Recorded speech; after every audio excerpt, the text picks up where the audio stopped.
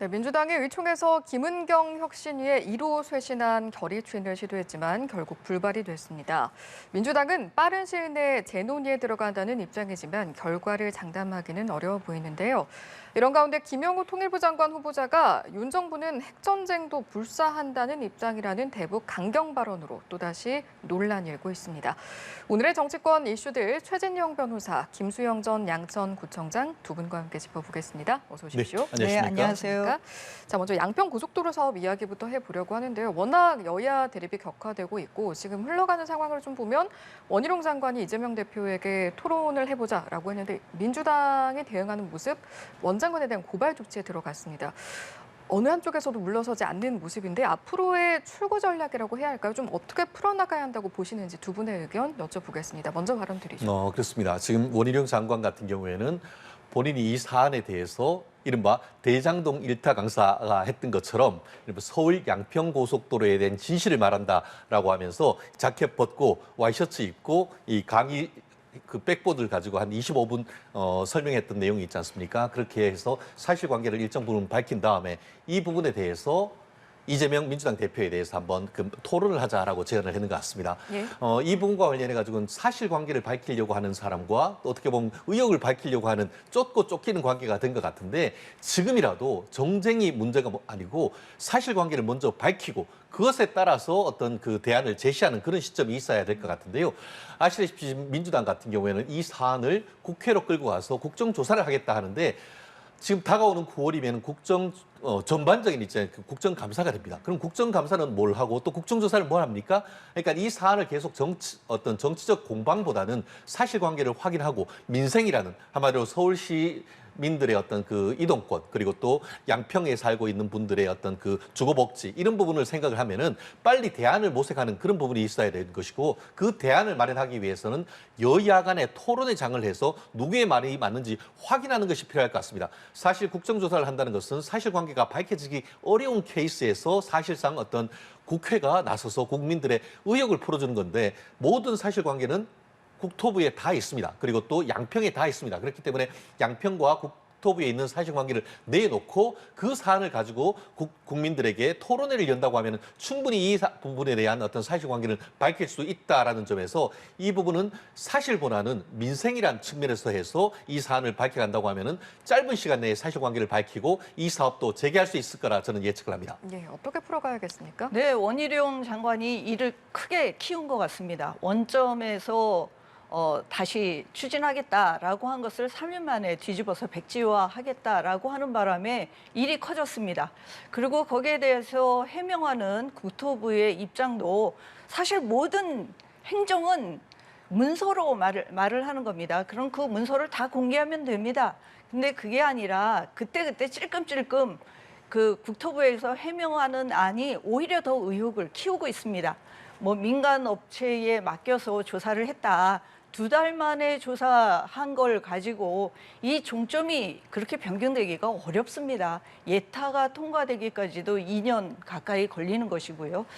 그래서 본질은 종점이 왜, 노선이 왜 어떤 과정을 통해서 변경됐는가를 밝히는 것입니다. 그래서 조사는 조사대로 해야 되고 예. 그리고 이 국토부에서 내용도 공개를 다 하고 그렇게 해서 조사도 투명하게 이루어져야 될 것이고요. 예. 또 그리고 이 양평 주민들 문제만이 아니라 서울에 있는 시민들의 교통의 문제이기도 합니다. 그래서 이거는 원안대로 또 추진이 돼야 될 일입니다. 이것을 백지화해서 원점에서 다시 검토하자라고 하는 것은 하지 말자라는 얘기하고 같다고 보여집니다. 그러면 지금 윤상현 의원이 한 가지 제안을 한 게 이게 처음부터 종합적으로 재검토하자, 다시 예타하자라고 제안을 했거든요. 이건 적절한 방안이 될 수 없을 거라고 보시는 거예요? 저는 어렵다고 봅니다. 왜냐하면 예타 한번 하기가 쉽지 않습니다. 이 안도 2009년부터 시작해서 지금까지 15년 걸렸고요. 예타를 한 것도 2년 가까이 걸렸습니다. 그런데 이거를 갑자기 주민들의 의견을 물어서 예타를 다시 하자. 이 얘기는 지금 강상면 안으로 하자라고 하는 것과 같은 얘기라고 보여집니다.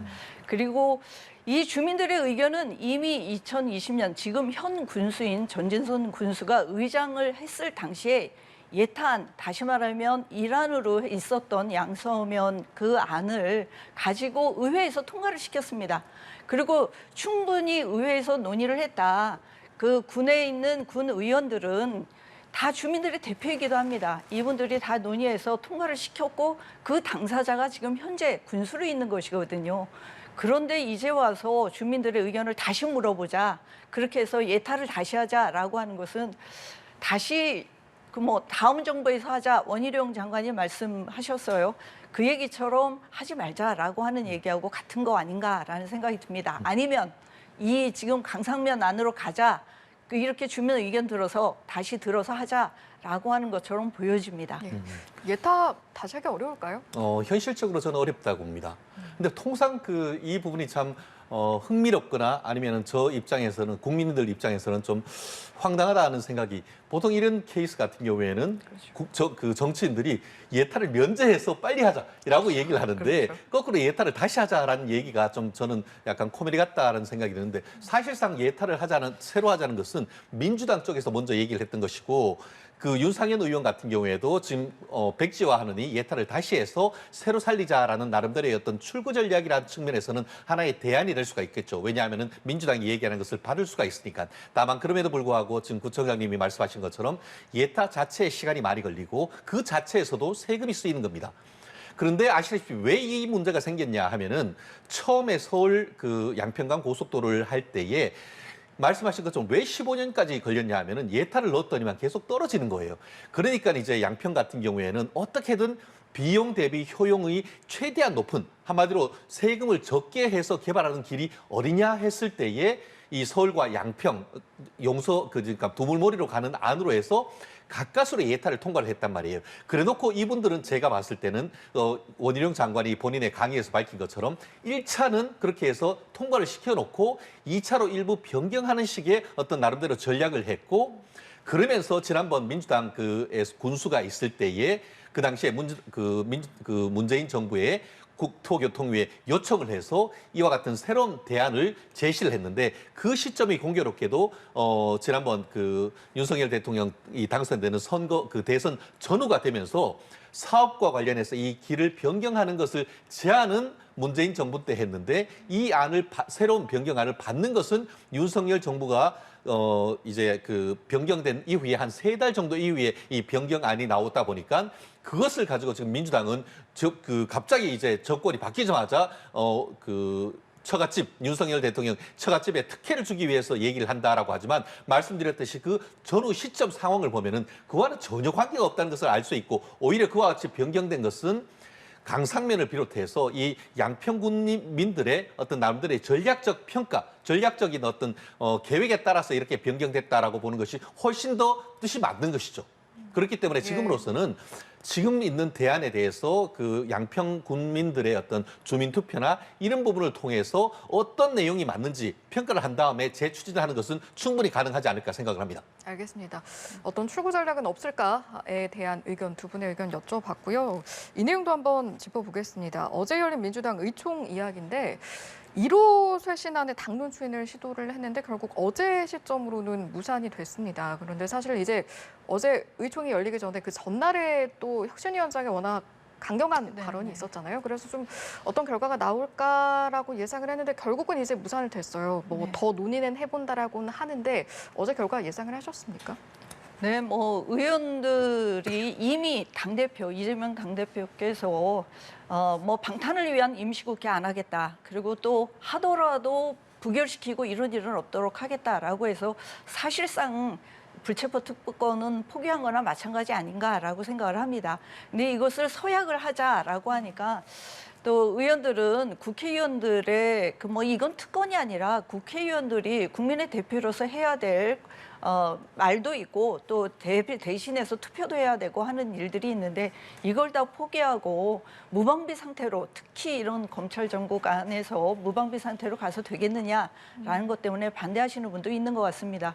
하지만 중요한 거는 저는 국민의 눈높이라고 생각을 합니다. 그래서 이 혁신안은 통과되어야 그래야 혁신위에 힘이 실린다라는 생각이 듭니다. 예. 굉장히 안타깝고요. 어저께 토론을 할 수 있는 시간이 부족해서 다음으로 또 보류가 됐다라고 하는데 박강원 원내대표가 대표께서 좀 직접적으로 또 이걸 공개적으로 발언까지 하고 민주당이 윤리정당으로서의 모습을 보여달라 이렇게까지 했었는데 통과가 안 돼서 혁신위원회가 좀 힘을 많이 잃지 않을까 우려가 됩니다. 네, 궁금한 건 사실 이건데요. 이제 다음으로 넘겨서 논의해보겠다라고 했는데 그럼 다음이 되면 그때는 추인이 가능할까요? 분위기 어떻게 보세요? 저는 그건 국민의 여론이라고 생각합니다. 국민의 눈높이를 벗어나서 그렇게 해서 아마 국회의원들이 계속 이것을 고집한다라고 하면 아마 외면받을 거다. 그러면은 저는 이재명 당대표와 지도부가 나서야 한다. 그리고 또 설득해야 된다. 그리고 그렇지 않으면 진짜 국민으로부터 외면받게 될 것이다 이렇게 생각합니다. 네, 사실은 혁신위가 처음에 이제 나올 때는 뭐 정권을 주겠다, 역할을 주겠다로 시작을 했는데 이런 상황이라고 봤을 때 앞으로 이제 2달 정도 남았거든요. 동력 측면에서 좀 어떤 상황이 될 거라고 보시는지 여쭤보겠습니다. 동력이 사실상 상실됐다고 보는 게 맞지 않겠습니까?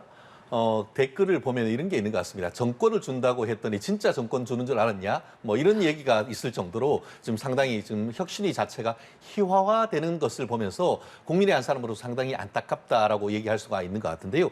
말씀드린 것처럼 뭐 민주당 같은 경우에는 의총을 통해 가지고 다른 것도 2호, 3호, 10호도 아닌 1호 혁신안 아니겠습니까? 1호 혁신안을 냈다고 하면은 그 정도에 대해서는 받고 그렇게 해야 이제 탄력이 있어서 2호, 3호 혁신안이 나오는 것이고 그것이 이제 나중에 이제 뭐 이 혁신위원회가 될 때 이재명 대표가 얘기하는 것처럼 모든 안, 특히 이제 공천에 관한 것도 이 그 혁신안에 대해서 하면 받겠다라고 하는데 이런 식으로 되면은 공천에 대해서는 이미 뭐 얘기하는 것조차도 물 건너가는 것 아니겠습니까? 한마디로 현역 배지들의 기득권에 막혀가지고 민주당의 혁신은 사실상 물 건너가는 이런 모습이 있어서 경우에 따라서 이것을 넘어서 2호, 3호 혁신안도 좌초될 경우 이제 2달 남은 혁신안에 있어서 혁신위원장이 과연 이런 상황 속에서 내가 혁신위원장의 역할을 할 것이냐라고 해서 혁신위원장이 어떻게 보면은 그냥 배지 떼고 그냥 그 자기 옷을 벗겠다는 그런 것도 지금 얘기가 나올 수밖에 없는 그런 상황인 것 같습니다. 결국 그 여야가 같이 있어야 그 정치가 건강해지는데 어떻게 보면 정치 이슈에 있어서 보통 야당이 선명성을 얘기를 하는데 여당이 오히려 먼저 하지 않습니까? 국민의힘 같은 경우에는 지금 어떻게 보면 본인들에 대해서 검찰이 계속 기소를 하고 하는 데 있어서 여당 의원에 대해서는 이미 그 구속 적부심이 하도록 통과시켜주고 있지 않습니까? 그렇게 하면서 여당 같은 경우에는 110여 명의 어떤 그 국회의원들이 이제 그 불체포 특권 포기 안에 서명까지를 했는데 민주당은 그것조차도 거부를 하는 걸 보면은 국민들 눈높이에 과연 이것이 맞느냐? 보류한다고 하지만 어떻게 되죠? 이제 국회가 6, 7개월밖에 남지 않았습니다. 이번 보류는 사실상 거부라 읽히는 것이 그런 의미에서 사실상 이번 21대 국회에서 민주당의 어떤 그 불체포 특권 포기를 통한 어떤 국민들 눈높이에 맞추는 것은 사실 연목구호가 아닌가 생각을 합니다. 네, 사실은 어제 의총에서도 뭐 찬반이 팽팽했다고 들었습니다. 뭐 이제 이걸 수용해야 된다라는 의견도 있었을 텐데 궁금한 것이 이번 혁신위 전에도 혁신위 자체는 존재를 했잖아요. 그럼 보통 혁신위가 어떤 제안을 했을 때 좀 수용할 것인지 말 것인지에 대해서 찬반이 팽팽하고 이런 상황인 게 일반적인 겁니까? 뭐 혁신안에 대해서 토론하고 사실은 이것이 의결이 되려면 당무위원회에서 의결하는 겁니다. 의원들이 총회를 통해서만 다 결정되는 것은 아니에요. 근데 이제 다만 불체포 특권이야 이제 의원들의 문제니까 의원들이 할 것이냐 이제 이것 때문에 1호안으로 한 것인데 어찌됐든 혁신위의 권위는 혁신안이 통과되고 또 그리고 혁신안이 수용됐을 때 권위가 서는 것입니다. 만약에 이렇게 1호안부터 이렇게 거부가 되고 이렇게 되면 혁신위원회의 존재에 대해서도 혁신위원들이 가만히 있지는 않을 것 같다라는 생각이 듭니다. 저라도 그럴 것 같거든요. 그렇기 때문에 지도부가 또 나서고 혁신위원회가 존재 가치를 갖고 또 뭐 2호안이든 3호안이든 좀 더 좀 풍부하게 충분히 논의할 필요가 있다. 이게 자꾸 이제 1호, 2호 이런 식으로 혁신위원회가 이게 존재 가치를 위해서 자꾸 이제 대중에게 이제 보여주려고 하는데 어쨌든 3개월 동안에 그 주어진 시간 안에 충분히 논의해서 당원들의 의견을 물어서 의견을 받으면 국회의원들도 사실 당원들이 다 원한다는데 뭐 거부할 수는 없을 거라고 생각을 합니다. 이것도 뭐 한번 그런 여쭤볼까요? 과정이 필요하지 않겠나 예. 싶어요. 어제 민주당 박광훈 원내대표가 나서서 이제 추인을 공개 요청하긴 했는데 사실 네네. 혁신위에 처음에 이제 뭐 정권 주겠다라고 힘을 실어준 건 사실은 이재명 대표였단 말이죠. 근데 네네. 지금 이제 뭐 특별히 다시 힘을 실어주는 모습은 보이지 않고 있거든요. 이건 어떻게 해석하면 되는 겁니까? 그건 좀 힘을 실어주지 않는다기보다는 지금 뭐 이제 뭐 핵 오염수 문제라든지 예. 또 이 양평 고속도로 문제라든지 이런 걸 가지고 온 당이 나서서 지금 국민들을 대변해서 싸우는 그런 상황이기 때문에 지도부가 사실 뭐 힘을 실어준다는 게 그 어떻게 가능한 건지 잘 모르겠습니다. 근데 중요한 거는 이렇게 이 로안이 거부됐을 때 지도부가 나서서 의원들을 설득을 하고 이렇게 해서 국민들에게 보여주는 그런 모습부터 우선 보여야 되고요. 예. 뭐 나머지는 뭐 당원들의 투표를 통해서든 당무위의 의결을 통해서든 혁신안이 통과될 수 있도록 하는 것이 힘을 실어주는 거라고 생각을 합니다. 근데 그 부분과 관련해 가지고는 뭐 정말 그 당무에 바빠서 그러신지 아니면 본인의 사법 리스크 때문에 그러신지에 대해서는 뭐 그 보는 눈에 따라서 상당히 다를 수 있는데 결국 그 이 부분에 있어서 혁신안이란 것이 다른 누구보다도 현재의 180여 석에 가까운 그 민주당의 국회의원들의 어떤 분골 쇄신을 요청하는 것 아니겠습니까? 그러다 보니까 혁신위에 힘을 실어줄수록 지금 당 내에 있는 당 국회의원들의 어떤 반발 이런 부분이 이재명 대표로서는 상당히 그 부담스러운 부분이 있지 않을까 싶습니다. 대표적인 케이스가 지금 얘기한 것처럼 혁신안 1호인 이 그 불체포 특권과 관련된 포기 이 부분은 지금 윤석만 의원이라든가 이런 부분에 대해서 이미 이제 구속영장 청구를 했을 때에 사실상 거부를 했는 것이고 또 본인한테도 본인 스스로 이재명 대표가 검찰이 부르면 100번이라도 나가고 또 그 불체포 특권 자체도 포기하겠다라고 했습니다만 만약에 이 부분이 강력하게 해서 당론으로 채택될 경우에는 사실상 이것을 거부할 수 있는 명분 자체가 없어지는 것 아니겠습니까? 결국 뭐 현재로서의 어떤 그 민주당의 비극은 이재명 대표의 사법 리스크가 있다 보니까 뭘 하려고 해도 사실 그런 부분에 있어서 이재명 대표를 걸고 넘어져야 되는 이런 부분이 있다 보니까 사실 그 부분에 대해서 그 박광훈 그 대표 같은 경우에는 원내대표 같은 예. 경우에는 열심히 하자라고 하지만 사실상 친명계 같은 경우에는 이 부분에 대해서 반대하고 있는 이런 부분이 있다 보니까 이재명 대표의 어떤 사법 리스크 때문에 이러지도 못하고 저러지도 못하는 그런 부분이 있고 거기다가 이제 이재명 대표에 대한 사법 리스크 부분이 현재화될 가능성을 염두에 두고 이른바 비명계 같은 경우에는 이낙연 대표가 지금 그 전 대표가 미국에서 한국에 와서 사실상 시동을 걸고 있는 상황이다 보니까 현재 마치 장마전선처럼 교착 상태에 되다 보니까 민주당으로서는 어떤 그 대안을 가지고 힘있게 혁신을 가지고 오기 위한 그런 구조적 어떤 모순이 있다 보니까 네. 어떤 당내의 갈등을 해결하지 못하고 교착 상태가 계속되는 지리한 이런 부분이 계속되고 있는 것이 아닌가. 그래서 저는 알겠습니다. 그렇게 분석을 합니다. 이런 상황에서 김은경 위원장 간담회로 바삐 움직이고 있고요. 또 오늘은 청년들과 만난다고 하는데 어떻습니까? 얼마 전에 좀 꽤나 강한 발언을 내놨잖아요. 그리고 어제 의총 결과가 나왔단 말이죠. 뭐 특별한 입장 표명이 있겠습니까? 그렇습니다. 한마디로 이렇게 가면은 민주당 망한다라고 얘기했지 않습니까? 결국 근데 계속 이런 식으로 가면은 민주당이 망하는 것이 아니고 이게 혁신위가 벌써 이제 좌초되게 생기는 것 아니겠습니까? 그렇다고 하면은 혁신위를 통해 가지고 이 민주당을 살리기 위해서라도 이 그 김인경 그 혁신위원장 같은 경우에는 조금 더 강한 돌직구를 날릴 가능성이 있는데요. 지금 그러다 보니까 이제 젊은 친구들, 이게 청년층에 대해서 좀 다가가고 여론을 흡수해서 그것을 이제 배경으로 해서 민주당에 대해서 더 강한 어떤 드라이브를 걸 가능성이 있어 보이는데 어떻게 보면 다시 한번 그 혁신위원회가 던지는 안을 또 한 번 사실상 민주당이 거부할 경우에는 그때는 혁신위 자체가 좌초될 가능성이 있어서 민주당으로서는 상당히 어떤 절체절명의 어떤 정치적 상황에 놓인 것이 아닌가 저는 그렇게 분석을 합니다. 네, 알겠습니다. 주제를 좀 바꿔보죠. 윤재욱 국민의힘 원내대표 조금 전이죠. 10시 30분 한 2시간 전쯤 되겠는데 100일을 맞아서 기자 간담회를 가졌습니다. 두 분도 그 내용 들으셨을지 모르겠는데 일단은 뭐 취임 일상 어떻게 들으셨는지 100일간의 소회 어떤 말씀하시겠습니까?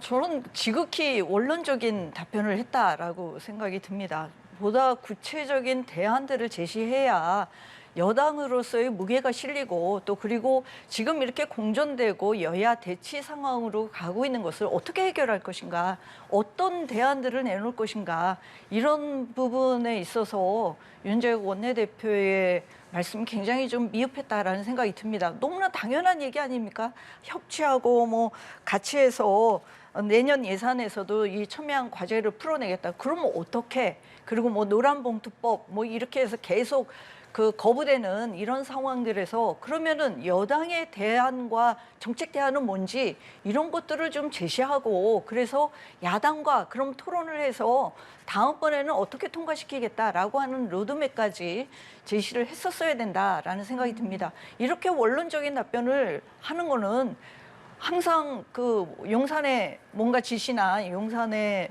어떤 대통령실의 내용들을 좀 기다리고 있는 것 같은 그런 느낌을 받게 됩니다. 윤재욱 원내대표의 보다 좀 그 당당한 그리고 또 소신 있는 그런 그 행보가 기대해야 될 것 같습니다. 예, 뭐 청문회도 그렇고 놓여 있는 사안들이 워낙 많은데요. 앞으로 어떤 행보 보여야 할까요? 사실 윤재욱 원내대표 같은 경우에는 굉장히 합리적인 분이에요. 이분 같은 경우에는 그 경찰대 1기 수석 그 졸업하고 경찰에서 이제 잔뼈가 굵으셨던 분 아니겠습니까? 그리고 이제 그 대구에서 정치를 시작을 했습니다만 나름대로 이제 그 행정을 하신 분이기 때문에 정쟁보다는 그 정책에 포커스를 두고 있는 것이고 실질적으로 이제 전세가격 특별법 이런 부분도 여야 간의 합의를 통해 가지고 나름대로 지금 법을 통과시킨 그런 전례가 있다 보니까 본인의 어떤 그럼에도 불구하고 본인의 어떤 그 성과보다는 앞으로의 어떤 과제를 얘기를 했는데 그 얘기를 한 것 같습니다. 이제 남은 기간이 사실상 6개월도 안 된다. 그렇기 때문에 일하는 국회를 만들자라고 하면서 이 민주당 측에 손을 내미는 그런 얘기를 했다는 점에서는 나름대로 의미가 깊은 것도 아니라 생각을 하고 정치 쟁점이 되는 것도 있지만 정치 쟁점이 되지 않은 뭐 우주항공청이라든가 아니면 그 우리 출생 신고와 관련되는 그 법 제도 개편이라든가 이런 부분 어떤 여야 합의를 통할 수 있는 부분을 먼저 이제 하고 나중에 이제 선거법이라든가 이런 부분에 대해서는 하나하나 풀어가자라고 얘기를 하고 있는데 이런 부분에 있어서 이제 그 윤재욱 그 대표가 한 100일을 맞았는데 이제 박광훈 원내대표와 좀 만나서 손잡는 모습도 하면서 국민들한테 좀 더 희망 또 일하는 국회를 보여줄 수 있는 비전을 좀 더 강하게 제시했으면 하는데요.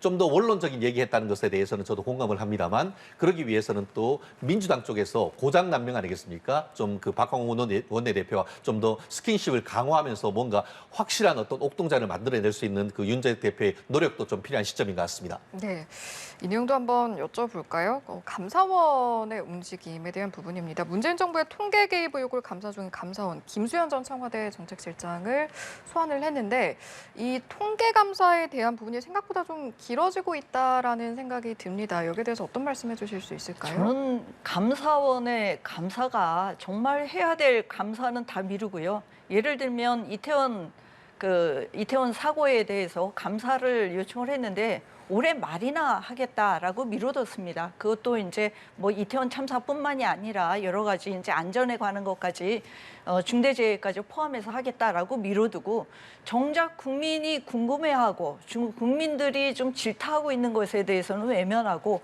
이렇게 표적 감사 그리고 또 정치 감사 여기에는 적극적입니다. 그 통계 조작 이 사건에 대해서도 3차례나 감사를 또 연기하고 3년 가까이 걸렸습니다. 그 얘기는 뭐냐? 감사를 해도 나올 곳이 없었다. 그리고 뭐 실제로 예상했던 답변이 안 나왔다라고 보여집니다. 근데 그것을 가지고 또 연기해서 이게 통계 조작에 대해서 또 감사하겠다라고 하는 것은 당시 청와대 정책실장을 꼭 집어서 뭐라도 캐겠다라고 하는 의지 표명으로 보여집니다. 이렇게 해서 되겠습니까? 감사원이 정말 돌격대가 돼서 정권의 하수인처럼 이렇게 움직여서는 국민들의 신뢰를 잃게 될 거다라는 말씀을 드립니다. 근데 그거는 좀 사실관계가 좀 다른 것 같습니다. 아시다시피 지금 민주당은 뭘 하고 있냐면은 감사원에 있는 감사위원회의 의결을 거쳐야만 감사를 할 수 있는 법 개정을 지금 하고 있습니다. 아시다시피 지금 현재의 감사위원 같은 경우에는 문재인 정부에서 선임하는 감사위원이 대부분입니다. 결국 그와 같은 것은 헌법이 어떻습니까? 헌법상 감사원 같은 경우에는 대통령 직속이지만 직무상 완전히 독립된 기관입니다. 그럼에도 불구하고 민주당 같은 경우에는 대통령이 감사원을 임명하면서 지난 정부에서 얼마나 감사원을 통해 가지고 전 정부에 대한 감사가 많았습니까? 그렇지만 이번 정부 들어서 그런 일들이 크게 없었어요. 다만 지난 정부 같은 경우에는 이른바 통계 조작 주도 성장이라고 얘기할 정도로 통계에 관해서 문제가 생기니까 통계 기준을 바꿔버리고 통계 청장을 바꿔버린 그런 일들이 있었습니다. 그렇기 때문에 그 과정에 대해서 어떤 일이 있었는지에 대해서 그 과정에서 청와대가 어떤 개입이 있었는지에 대한 조사는 반드시 필요하다고 봅니다. 그리고 나아가서 그 과정에서 어떤 문제가 생길 경우에는 단순한 감사뿐만 아니고 그에 따르는 검찰 내지는 경찰의 수사도 저는 필요하다라고 개인적으로 생각합니다. 그렇기 때문에 현재의 감사에 대해서는 감사원의 직무상 감찰 그리고 회계 감찰에 대해서는 그 정치권에서 가타부타 얘기하는 것은 부당하다고 봅니다. 감사원 자체의 감사 결과를 우리가 지켜보는 것이 저희 필요하고 그 결과 정말 문제가 없었다라고 하면은 그것으로 해가지고 민주당의 정권에 어떤 문제가 없었다는 것이 입증이 되는 것이고 거꾸로 그 과정에 직권남용적인 얘기가 있었다고 하면은 그 부분은 행정적인 결과뿐만 아니고 형사적인 책임도 져야 된다고 저는 봅니다. 그러면 이것도 좀 짧게 여쭤볼게요. 지금 이제 들리는 소식에 의하면 이 감사원의 통계 조작 감사에 있어서 기조도 상당히 강압적이다 좀 그리고 강도 높게 변했다라는 이야기가 나오고 있는데 그럼 변호사께서는 이런 부분조차도 언급할 필요가 없다라고 그런 건 아닙니다. 거예요? 어떠냐 하면은 우리가 그 법조계에 그런 말이 있습니다. 앞에 피자가 붙으면 항상 피곤하다. 결국은 조사받는 피조사자는 누가 받건 그것은 심리적으로 굉장히 부담이 되는 것이고 뭐라고 해도 그거는 감압적이다라고 느껴지게 됩니다. 그렇기 때문에 조사받을 때 다 그 확인을 쓸 겁니다. 해서 이것이 임의적으로 된 것인지 하고 조사할 때는 다 하고 나와가지고는 강압적이라고 누구든 다 그렇게 얘기를 합니다. 물론 그 절차 과정에서 어떤 그 강압적인 것은 없어야 됩니다. 하지만 사실관계를 밝히는 노력 자체가 부담스러운 건 변론으로 그 자체가 강박이다. 그렇게 되면 나중에 증거로 쓸 수가 없거든요. 그렇기 때문에 이 부분에 있어가지고는 조사하는데 변호인도 참여해주고 절차에 대한 어떤 적법 절차를 보장해 주되 그 사실관계 결과에 대해서는 어떻게 보면 책임을 져야 된다. 저는 그렇게 봅니다. 참고로 아시다시피 감사원 같은 경우에는 옛날 같은 경우에는 변호사 또 사법연수원에서 바로 해서 부감사관 같은 경우에는 법조인들로 다 들어갑니다. 그렇기 때문에 법조인들 내지는 상당히 수사나 조사에 어떤 능력이 있는 분들이 하기 때문에 그 부분에 있어서의 어떤 적법 절차 위반이 있다고는 저는 생각하지 않습니다. 네, 여기에 대한 의견도 짧게 듣겠습니다. 제 유병호 사무총장의 태도를 보면 알 수 있을 것 같습니다. 오죽하면 공무원들이 웬만해서 이런 얘기 안 해요. 감사원의 감사를 뭐 한두 번 받습니까? 이거를 갖다가 뭐 2달 동안에 10번 이상 조사를 하고 강압적이었다라고 표현을 할 정도면 이거는 유병호 사무총장과 같은 이런 강도로 정말 지금 무대뽀로 조사를 하고 있는 거 아니냐, 나올 때까지 터는 거 아니냐 이렇게 보여지는 거고요. 그렇기 때문에 민주당에서 감사위원회의 의결을 받아야 된다라고 법을 개정할 수밖에 없었던 거다라는 말씀 드립니다. 알겠습니다. 이 내용도 함께 보시죠. 김영우 통일부 장관 후보자의 대북 강경 발언 이렇게 지명이 됐을 당시에 좀 논란이 됐었는데 지금 또 논란이 되고 있습니다. 이번에 나온 이야기는 어떤 내용인지 한번 먼저 그렇습니다. 여쭤보겠습니다. 결국 뭐 본인이 자신이 이제 예전에 이렇게 통일 장관으로 지명되기 전에 유튜브를 했고 유튜브에 구독자가 몇십만이 될 정도로 상당히 인기 끌었던 유튜버였던 것도 사실은 같습니다. 그 당시에 이제 이번 정부 같은 경우에는 핵 전쟁도 불사해야 된다라는 그런 발언이 지금 민주당이나 그 야권에서 얘기를 하고 있는데요. 지나치게 강성 발언이 아니냐라는 얘기에 대해서는 뭐 국민이 평가하는 것이 다양할 수는 있겠습니다만. 핵전쟁도 불사하겠다고 해서 진짜 핵전쟁을 하겠다라는 것이 아니고 그만큼 우리는 힘의 우위에 의한 어떤 국력이 있고 그것을 기반으로 해서 힘의 우위에 기한 평화가 유지된다라는 그 얘기를 하고 싶었다라고 얘기를 하는데요. 말씀드린 것처럼 말 한마디 한마디를 꼬투리 잡아가지고 그 사람의 자격을 얘기를 하기보다는 전체적인 그 사람이 가진 철학이라든가 아니면 현 정부가 가진 이번 윤석열 정부가 가진 통일에 대한 철학을 어떻게 구현할 수 있는지 그 역량이 필요하다라고 생각을 하는데요. 아시다시피 저도 이제 그 통일부의 홈페이지에 가봤더니만 통일부의 역할은 크게 2가지인 것 같습니다. 하나는 남북 교류 협력, 또 하나는 이제 북한과 탈북자들의 인권 이 부분인 것 같습니다. 그런데 지난 정부 같은 경우에는 지나치게 교류 협력에 하다 보니까 북한의 인권이라든가 이런 것은 사실상 거의 관심을 가지지 아니했던 부분인데 이번 같은 경우에는 둘 다를 좀 더 균형감 있게 하는 그 과정에서 이와 같은 어떤 둘을 같이 균형감 있게 할 수 있는 인물이 누구 있냐 했을 때에 현재의 인물이 이제 김 장관 후보라고 지금 그 윤석열 정부는 지금 픽업을 한 것 같은데요. 결국 그 과정에서 본인이 이제 본인 그 수많은 유튜브를 이번엔 다 비공개를 했습니다. 결국 기존에 있던 생각에 대해서 본인의 생각보다는 이번 정부의 어떤 눈에 맞추어서 그리고 국민들의 눈에 맞춘 통일부를 운영하겠다라는 그런 나름대로의 어떤 의도가 읽히는 것 같은데요. 예전에 있던 그 발언 자체도 중요하지만 오히려 향후에 어떻게 해 나가는 것에 대해서 국민들은 좀 더 지켜봐야 되는 것이 아닌가 그렇게 봅니다. 예, 앞으로가 중요하다라고 하면 청문회는 또 어떻게 될까라는 생각도 청문회가 들고요. 되겠습니까? 지금 이 발언은 과거의 발언이 아닙니다. 핵전쟁도 불사하겠다라고 하는 장관 후보자의 발언은 굉장히 위험한 겁니다. 정말 말도 안 되는 거고요. 미국이 봤을 때 아니 이런 분을 장관으로 그냥 일반 보수 유튜버도 이런 발언들을 하는 거를 국민들이 봤을 때 정말 미치광이 아니야 이런 생각까지 할 수 있을 것 같아요. 근데 장관 후보자입니다. 이것은 정부의 앞으로의 정책 방향도 결정될 수 있는데 그 사람의 비전 그리고 통일 정책에 대한 생각 이런 것들이 결국 그분의 말 한마디에서 나오는 것이지 어디에서 나오겠습니까? 핵전쟁도 불사하겠다. 이것은 결국은 북쪽에서도 이런 발언에 대해서 당연히 대응할 수밖에 없고요. 거기에 따라서 한반도의 위기 상황은 더 고조될 것이다. 그렇게 되면 어떻게 되겠습니까? 경제도 또 우리 외자의 유치도 더 어렵지 않겠습니까? 저는 이런 분이 통일부 장관이 되는 것에 대해서 굉장히 국민들도 우려를 표명을 할 것이다. 네. 이거 좀 다시 한번 생각해야 될 부분이다라고 생각합니다. 알겠습니다. 다시 불거져 나온 김영호 통일부 장관 후보자의 대북 강경 발언 논란까지 함께 짚어봤습니다. 오늘 이 시간 여기서 마무리하죠. 지금까지 김수영 전 양천구청장, 최진영 변호사 두 분과 함께했습니다. 고맙습니다.